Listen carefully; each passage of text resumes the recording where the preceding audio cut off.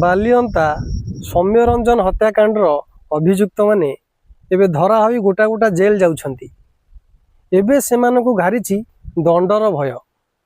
कौन हेबो सेमानंकर यह भाभी भाभी सेमानंकर रातिर निद हजि गलानी।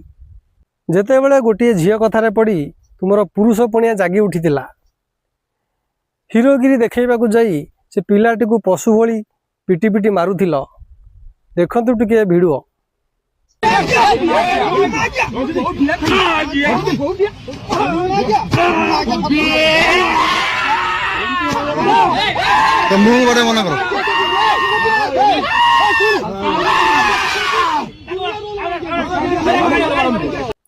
सेतेबेले कुआडे जाइथिला तुमर मनीष पणिया।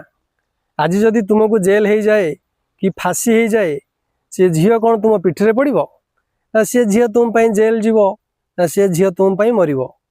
तुमर कर्मफल तुमको ही भोगिया पड़ो।